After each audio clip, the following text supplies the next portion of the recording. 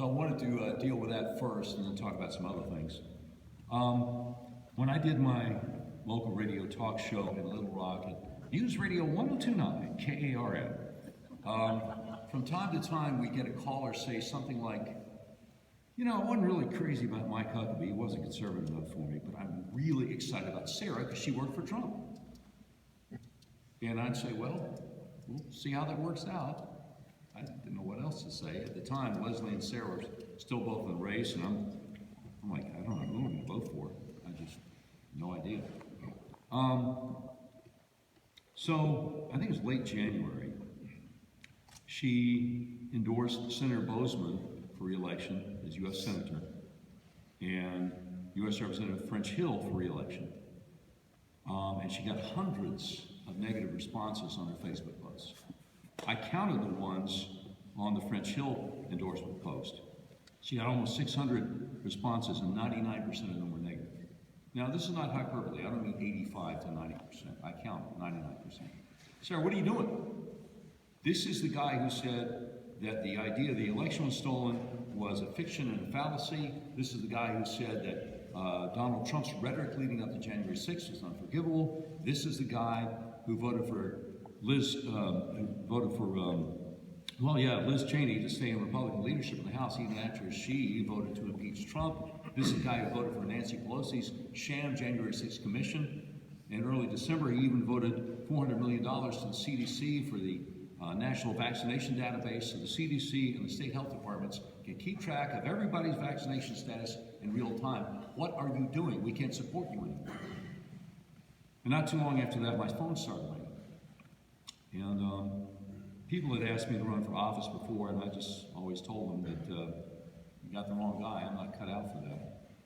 And Sunday, February 6th, that evening, Jan Morgan called me. Now, some folks know who she is, and some folks are like, her name sounds familiar. She actually was challenging Asa Hutchinson for the Republican nomination for governor when he ran for re-election in 2018. Now she's challenging Senator Bozeman. And when I told her, Jan, I'm sorry, I can't do that. She said, look, you don't understand what's going on. We're about to lose our country. We need good people like you to stand up and run for office. You need to talk to your wife and pray about it. Well, you tell a Christian to talk to his wife about something, pray about something. I mean, there's no way to get out of that way. Okay, Jan, well, I'll talk to my wife and we'll pray about it. So I talked to my wife and we prayed about it. And she said, look, this is way over my head. I trust your judgment. I said, okay, but I didn't really trust my own judgment. It's not like the old movies back before most of us were born with Judy Garland and Mickey Rooney. Hey kids, let's put on a show. This is more complicated than that. You don't just go off willy-nilly. So I knew there's a proverb that says there's wisdom in the abundance of counselors. So I'm struggling with this issue of doing something that I always said I would never do. So the next evening I met in a conference room at a church in North Little Rock with about 10 or 11 people, and we kind of kicked it around for 2.5 hours. And I kind of did role reversal. I tried to do more listening than talking. And somebody said, so if you decided to run for governor, would this basically just be to publicize the podcast, to make a point, or would you actually be trying to win? I said, no, I'm not going to run for governor unless I try to win. And somebody said, what would your top priority be if you're running for governor? I said, to glorify God, because the Bible says you're supposed to glorify God in everything. That's right. And Jan Morgan, who was in the meeting, when I said that, she said, that's what I've been waiting to hear. Okay, glad I got the right answer. So after 2.5 hours, it was unanimous. There was not a dissenting vote like, no, you shouldn't do this. Everybody's like, really, I do this. One guy gave me a $100 bill, and he said, well, if you decide not to run, just take me out to dinner sometime. I went, okay. So the next evening, I was already scheduled to speak to the Saline County Republican Women's Club. And they, thought I was going to come in and talk about, being fired from my radio job because I refused the company's vaccine mandate, and maybe about politics a little bit. But I talked about what it meant, that and Sarah had endorsed Senator Bozeman for re-election, had endorsed Representative Hill for re-election. And what it meant that when Governor Hutchinson endorsed her, she talked about what a great job he'd been doing. Okay, this is the governor who a few months ago vetoed a bill to make it against the law to sterilize children. This is the governor who in 2020 had his lockdowns going on and put a lot of small businesses out of business and was telling restaurants and bars, you gotta close up at 10. So apparently the China virus is nocturnal and it gets very dangerous around 11 or midnight. This is the governor who said, wear a mask into the restaurant, sit down, make a drink order, then you can take it off because apparently, you know, you're good then. I mean, there are a lot of things. I don't see how can you be from Arkansas and be that tone deaf? To say, hey, Hutchinson's been doing a good job. So anyway, I told the ladies at Saline County Republican Women's Club, my wife and I prayed about it. We got some counseling, and it cost $15,000 to file to run for the Republican nomination for governor. If the Lord provides the money, I'm going to file. I'm running for governor. And they started contributing that evening, and it took us quite a while, several weeks, to get it set up online for people to donate. People kept on complaining. We went through 3 different companies, but we raised enough money even without the online donations for the filing, so here we are. So, what do I hope to achieve? Well, one of the things, we got these push cards and they have a bunch of bullet points on them and have some of the things that are important to me.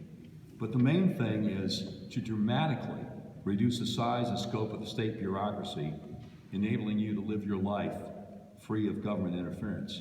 Now again, Brother McManus was talking about division of environmental quality. Well, not only do they mess around with refiners, they really make life difficult for farmers, is what I've been told. And one of the great traditions of being elected governor in Arkansas is that your first day on the job, on your desk, are resignation letters from the heads of all the departments and agencies. I don't know of any right off the bat that I would turn down. The Division of Environmental Quality, you elect me governor, we will completely transform it and make it farmer friendly, make it business friendly. Good deal. Amen. Appreciate that. Brother McManus also mentioned the Economic Development Council. From what I'm told, the head of the Economic Development Council always tends to be someone from academia, not someone who's actually had to make payroll. Right. We'll change that. Department of Human Services. Some years back, Governor Hutchinson appointed a woman named Cindy Gillespie, found her in Massachusetts.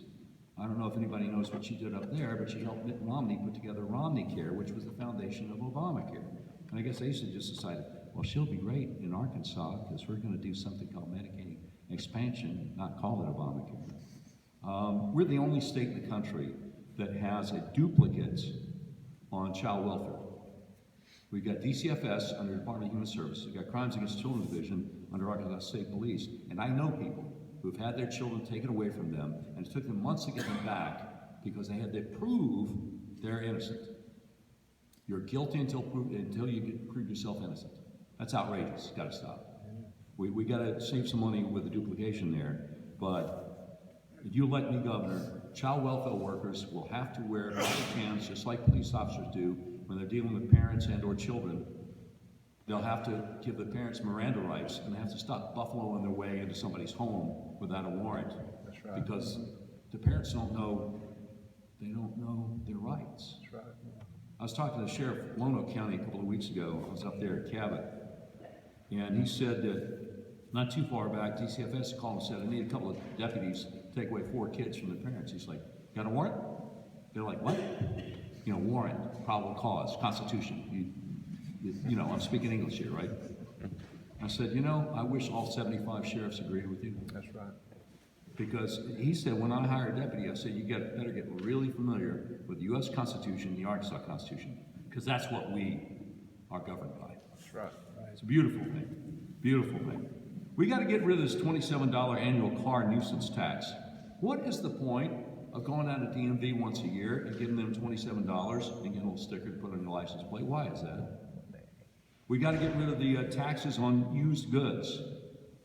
Now, December 17, 2021, I was sitting waiting for a red light on Colonel Glenn Road in Little Rock, where 36 hits it, and I'm looking at my rear view, and here comes a little silver Kia compact car, like a house on fire, man, runaway train. Boom! Hit me full force. It looked like he was doing 35, 45 miles an hour, I don't know. Just tore the car I was in up. So, Red River advertises in my podcast, so I went to them. They gave me a great deal on a 2013 Honda Accord, only 85,000 miles on it. And then when it came time to get it, I can't think of the word, assessed, right? Over $1,000 tax. I'm like, well, wait a minute, the guy that traded in, he paid the tax when he bought it new. Why do you keep on having a tax? You got mothers whose children grow out of clothes, they want to sell them secondhand on Facebook, and the state's trying to tax them too. It's outrageous. It's absolutely outrageous. We need to eliminate income taxes on small businesses. We need to eliminate the personal income tax in the state. Doc, how are you going to pay for it? Well, we have a $1.2 billion tax surplus right now, which means they've been taxing the living daylights out of us. We're one of the highest tax states across the board. How are we supposed to, they say you go down to Texarkana, and you can tell when you go across the state line, because there are all the great restaurants on the Texas side. Yep. I go up to Northwest Arkansas, and it's beautiful up there. There are no potholes, and they're just building stuff everywhere you look. It's the fourth fastest growing metropolitan area in the country from 2010 to 2020. Just think what the rest of the state would look like if we give the economic incentive for people to, well, he was talking about jobs. You need jobs here. Yeah. You lower the taxes, you give the economic incentive, and you watch what happens. To me, it's remarkable. We've got 3 restaurant chains that started in Arkansas. I don't think any of them are in this area yet, but Eat My Catfish, Tacos for Life, and Slim Chickens. And Eat My Catfish is all over the state now. The other 2 are like in a number of other states, and they started in Arkansas despite the high taxes. These guys were entrepreneurs that had a vision. What could we do if we lower the taxes and make it easier for other folks to start businesses like that? I think it's a great idea. Also, we're talking about cars and used cars and stuff like this. I think we should pass a law to prevent assessors from raising the value of a used car just through the roof from one year to another. I don't know if any of y'all have had that experience, but it happens. It happens. Now, Governor Hutchinson did a COVID-19 town hall meeting in Siloam Springs last summer. I don't know if any of y'all heard about it, way or the other in the state. People were yelling at him, complaining that their loved ones are going to hospital with COVID and they weren't getting treated. They weren't getting therapeutics. That's right. And Asa looked genuinely shocked, and he probably was. He's like, of course they get therapeutics at the hospital. I'm like, what? And he turned to a hospital administrator and said, isn't that right? Hospital administrator said, not presently, sir. Asa like, what was that? But nothing changed. Shortly thereafter, I realized that the Surgeon General of Arkansas is running for Lieutenant Governor. I bet he'd come on my radio talk show, and he did. And I brought up the Siloam Springs COVID-19 town hall. I said, you know what? You're the Surgeon General of the state. You have the bully pulpit. Would you please put out a statement encouraging doctors and healthcare facilities to at least treat people who have COVID-19? Now, I didn't say a word about hydroxychloroquine. I didn't mention ivermectin. He'd already told me that monoclonal antibodies are really good if you qualify. I missed the if you qualify part. I'll tell you about that in a minute. But I said, would you just please put out a statement encouraging doctors and hospitals to treat people who have COVID? Because people are dying. His response shocked me. And one of the reasons it shocked me, because I believe Greg Bledsoe is a good man. He has been a medical missionary halfway around the world, doing good things in the name of the Lord. So I came into this interview with the deepest respect for somebody who would do something like that. But when I asked him if he put out a statement pleading with doctors and hospitals to actually treat people with COVID-19, he said, well, look, the doctors in Arkansas are really sharp, and the hospitals are doing a great job. I don't think anybody's sitting around waiting to hear what I have to say about treating people with COVID. So I said, okay, so you run the ER in Russellville, right? He said, yeah. Okay, so what's standard operating procedure if somebody shows up symptomatic and tests positive for COVID? Well, we don't really have a standard operating procedure. It's a case-by-case basis. We leave it up to the doctors. So anyway, a nurse told me a few days later what you have to do to qualify for the monoclonal antibodies. I don't know if it's changed since then. I hope it has, but I don't think it has. If you're over 65, African American, morbidly obese, or have some other kind of underlying comorbidity. I said, okay, wait a minute, let me make sure I understand. So if I'm like 40 years old, Caucasian, been in the gym all my life, never really been seriously ill, but now I got the COVID and I got it bad, she's like, yeah, you wouldn't qualify. I just, for the life of me, I'm flabbergasted. So, I would definitely be accepting Dr. Romero's resignation letter, head of the health department, and we'll clap for you. And Dr. I'm sorry, what? So we'll be clapping for you. Oh yeah. And Dr. Bledsoe, Surgeon General. Nothing against him, but well, if I may, two quick stories about that, and about why I believe that ivermectin and hydroxychloroquine should be available in Arkansas over the counter. You shouldn't even have to get a prescription. That's right. I mean, they gave out ivermectin like it was candy in the most populous state in India called Uttar Pradesh. And the Rona went away. Yep. And a few months ago, UAMS planted stories with all the Little Rock TV news operations. Ivermectin, that's horse paste. Y'all shouldn't be taking horse paste. People calling the daggum poison control center, calling 911, overdoing on that horse paste. Don't take horse paste. That's right. Ignoring the fact that 7 years ago, the people who developed ivermectin won a Nobel Prize for its use on humans. That's right. Ignoring that. And 3 out of the 4 TV stations in Little Rock bought it. To his credit, Bob Clausen, evening news anchor at Channel 4, said, whoa, wait a minute. And he didn't go with it. But everybody else is just laughing like, people taking horse paste. Can you believe this? Journalism's dead. That's right. Why research it? UAMS said it. Yeah. That's right. Outrageous. So, 2 things happened last summer. A friend of mine who was a family law attorney went to a clinic associated with a large hospital in Little Rock. It was symptomatic, tested positive for COVID. Go on home, come back if you get worse.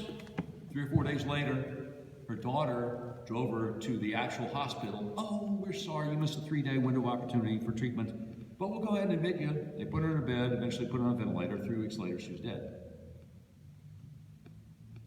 Not too long after that, I was on a group text with one of my sons, a couple of my brothers, and a friend of ours.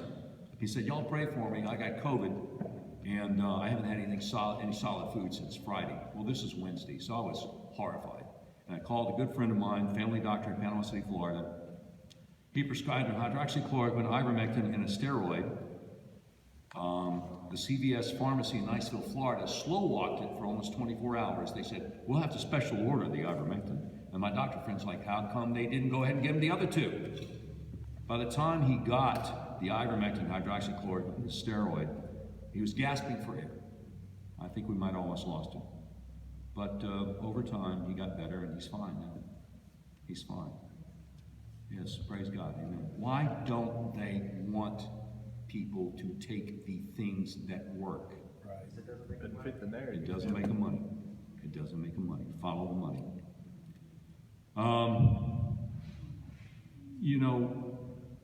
Brother McManus mentioned education. I'm for real school choice. The money should follow the students, not the schools. That's right. Government schools will never have an incentive, will never have an impetus to pay any attention to what parents want until and unless there's competition. That's right. I agree with the bill that came up in the Alaska legislature recently about putting the curricula online so parents can know what they're dealing with. But we've got to have school choice. And, there's so many people that wish they could homeschool or wish they could afford private school, but they're paycheck to paycheck. The two paycheck families, and they don't know how to do it. We need to stop shoveling money into failing government schools. I say failing government schools. I'm not sure how many of them are actually failing. I think they're doing what they want to do. As a talk show host, sometimes people feed me information, comes in over the transom, as it were. So, late summer 2020, I was fed a Zoom call video from the administration of Little Rock School District and the social justice warriors. They pay a lot of money. And they were saying, look, if y'all don't agree with Black Lives Matter, you probably shouldn't even be thinking about coming back to school as a teacher of Little Rock School District, August 2020. If you're not down with the whole transgender thing, you probably shouldn't even be working for us. And superintendents, how many parents know about that? It's outrageous. It's outrageous. Now, a lot of us are hoping and praying that the Supreme Court does the right thing at the end of the term in June and overturns Roe v. Wade. If that happens, I'm told there is a bill that got passed a while back that will immediately outlaw abortion in Arkansas. That will be a wonderful thing. If they don't overturn it, when I get in office, that's number one priority. It's outrageous that we have laws against murdering everybody except the most offenses. That's right. It's outrageous. That's right. We're all created in God's image. And abortion is the act of trying to attack God by taking out his image bearers. It's outrageous. It cannot stand. It cannot stand. We read in Scripture, even as you've done unto the least of these, you've done unto me. I got a friend named Mark Diggs. He has a nonprofit called Veterans Villages of America. And on a regular basis, he hears from veterans who are homeless, veterans who don't have enough money to buy groceries, veterans who are getting ready to lose their home.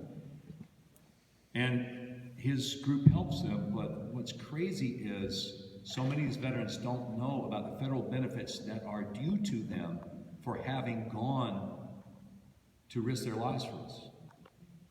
I think pretty much every county has a little office that's supposed to be coordinating that kind of stuff, but I don't know about this county, but most counties don't have much of a budget for it, and not much happens. The county judge may not even be aware of the kind of federal benefits that veterans are due. But if I'm elected governor, I will have an office in the governor's office that will coordinate with the county judges to make sure that veterans get the federal benefits that they're due. That's a whole different ballgame from all the money the feds waste. I mean, this is something, my dad told me I was a little boy, when wars start, Uncle Sam makes all kinds of promises to get people to sign up and go fight for us, and then after the war's over, they forget about it. I'm sitting there thinking, I'm 6 years old, why are you telling me this? But I guess it's still going on, except that the benefits are there that people just don't know about. I don't know if any of y'all have ever heard any horror stories about our nursing homes. I read one, somebody sent me one, a TV station in northwest Arkansas, I think it was 4029, covered it a while back. A lady in her 50s went to a nursing home to recuperate from surgery. And when the paramedics finally got there, a week or two later, she had ants all over her body. Now, I'm sure there are nursing homes in this state that are doing a wonderful job and are taking care of people, but there are too many who aren't. Day one on a Washburn administration executive order to the Office of Long-Term Care, enforce the law. Enforce the law.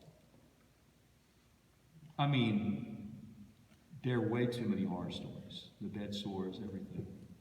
It's there's no excuse for it. There's no excuse for it. By the way, I believe the Second Amendment means what it says. Your right to keep and bear arms shall not be infringed. So we need to make sure that it's not. And I'm in the middle of an interesting conversation with Gary Everson. He is the head of Gun Owners of Arkansas, because I remember when 3 state senators some years back asked our Attorney General to, oh my goodness, I'm way over. Was I supposed to just talk for 15 minutes? Okay, I'm sorry. I wasn't looking at the stopwatch, I apologize. They asked our Attorney General, we got this Act 746, but we like to know what it really means. And she did her due diligence and took a few months and came back and said, well, I wish the language was clearer, but what it looks like to me is this is constitutional carry state. And everybody's like, okay, great. But the question is, I believe that she got it right, but does her opinion hold the rule of law with all 75 sheriffs and all, heads of all the police departments, police chiefs? I don't know. But now Gary Epperson, Governors of America, said, hey, the language is plenty clear enough. Don't worry about that. And I'm like, okay, well, I appreciate you. I mean, you know better than I do. You guys endorse me and everything, and this is your thing. But I just want to make sure that our right to keep bear arms is not infringed. And if we make it difficult, again, for people on fixed incomes to be able to protect themselves, well, you got to get this license, you got to do this, you got to do that. That's why, especially in Arkansas, we have a lot of violent crime in impoverished areas. But there are a lot of things that I would like to do, and unlike my opponent in the primary, I like to answer questions. I like to come out and talk to folks. So if y'all have any questions, I'm all ears. Just like one quick comment on the sales tax on cars. Yes, sir. You know, they changed that because the old law, back when I was like 25 or so, So that's at least 10 years ago. once you paid your taxes on a car in Arkansas, you never had to pay for it. And I give you just an example of that. A guy buys a car in Fayetteville. He pays the tax in Arkansas. He moves to Indiana, and later he brings it back and buys a new car. I buy that car, I said something, I have to pay taxes on the sales tax, and you paid in Arkansas yet. Yeah. And they said, oh no, we sold him that car and he paid the tax. And I got the document to show you the point I'm making. Yeah. They changed that law to make you have to pay taxes on used cars. I guess just a source of income. Definitely a source of income. But again, 1.2 billion tax surplus. We got way too much income coming in. One thing I forgot to mention, there is at least a 5% attrition rate of state employees every year. Some of our state employees aren't doing it. And so if we didn't hire people to take their places, we would be saving over $120 million in those salaries every year. After 4 years, you're looking at almost $500 million. There's a lot of duplication. And there are some positions in our government where people aren't doing anything. And if they are doing something, they probably shouldn't be doing it. I mean, there are a lot of things our state government's doing. You know, it's crazy. Republican governor, supermajority Republicans in both houses of the legislature, and still one of the highest tax states across the board. That's insane. What would you see as a solution to employ people losing their jobs over the vaccination status? Very good. And rings close to home because I'm one of them. You know, my friend Mark Silvey, who's here this evening, pointed out there is a state statute passed in 2017 which specifically says that citizens of Arkansas, it is their right to determine their own medical treatment. Now, it's not in the Constitution, but it is a state statute. It's the law. So as far as I'm concerned, and I didn't know about it until he told me about it, but, you know, it'd take a long time to read all the state statutes. Anyway, too many qualifiers. So that tells me that these employers are breaking the law. That's right. They're breaking the law. Would enforcing that prevent discrimination?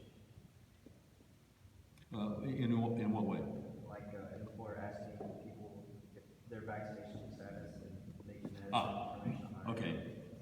So one of the problems with that state statute, I learned this from an attorney friend of mine some time back. He said, what is the remedy? In other words, this is a law, but if you break it, is there some kind of criminal penalty? Florida fines the businesses, and that's been very effective. So DeSantis fined the businesses. Yeah, DeSantis fined businesses. I don't know that the government has the power, the governor has the power to do that, but I'd be finding out between November and January. He did it. Would you consider making it a civil right? I mean, yeah, but see, that's something you got to get through the legislature, but I have the feeling that since everybody figured that it's a fait accompli, Sarah's gonna be governor, if by the grace of God I'm governor, I think perhaps some of the people in the legislature will be like, maybe we ought to listen to this guy. No doubt. Yeah. And again, I don't know what Florida state statute is, but you made a very good point. This is against state law. But the problem is, what does the governor have the power to do about it? And I'd be want to find out shortly after election day, so we hit the ground running in January. I mean, I would hope to be able to do the same thing. Yes, sir.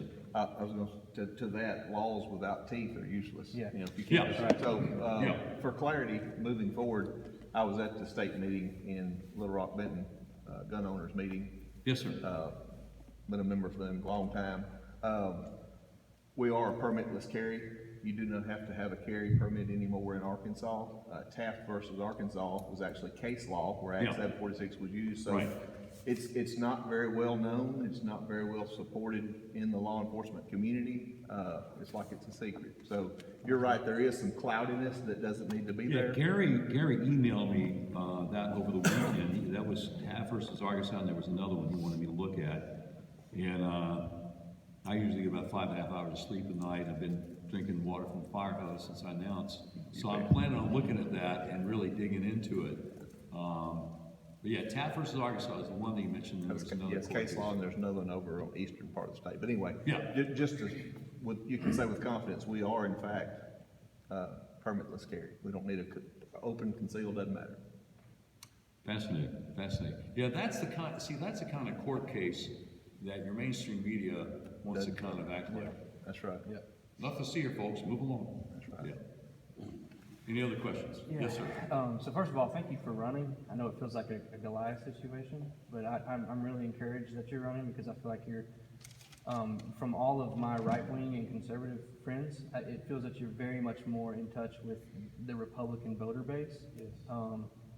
More than anybody else. And second of all, I appreciate that you said that you're running to glorify God. I think that you're the only person that's come before this committee and said that you're running for office to glorify God, and that means a lot to me. So my question is what do you have any thoughts on affirmative action?